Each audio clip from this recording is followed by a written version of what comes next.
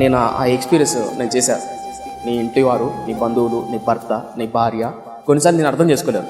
కొన్నిసార్లు నీ బాధ వాళ్ళకి అర్థం కాదు. కొన్నిసార్లు నీ కన్నీరు, నీ బాధ, నీ 4 గోడల మధ్య నీ వేదన అర్థం కాదు. ఎవరో ఆత్మతో నింపబడిన ఒక స్నేహితుడు వచ్చి మాట్లాడిన 4 మాటలు అతని జీవితాన్ని ప్రభావితం చేశాయి. ఎగ్జాక్ట్గా సేమ్ ఒక నిజమైన ఆత్మీయుడి జీవితాలు ఇలా జరుగుతాయి. మన భర్త, భార్య, పిల్లలు, కుటుంబాలు కొన్నిసార్లు వాళ్ళు మాట్లాడే మాటలు కన్నీళ్ళు మరింత కిందికి దారుస్తాయి. కన్నీళ్ళు ఆనకట్ట వెయ్యవు. నా పాయింట్ మీకు అర్థవుతుందా? కన్నీళ్ళు ఆనకట్ట వెయ్యవు. ఆనకట్టలో డోర్లు ఎత్తుతారే డ్యామ్లో, వాళ్ళు ఎత్తుతారు.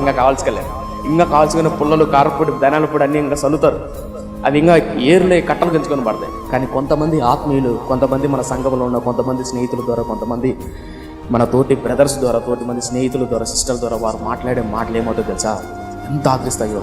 మనల్ని ప్రేమించే వాళ్ళు లేకపోయినా తన ఆత్మతో నింపబడిన సేవకులను, ఆత్మీయులను ఎవరినో ఒకరు లేవనెత్తి మన బాధను అర్థం చేసుకొని మన అవసరం తీరుస్తూ ఉంటాడు.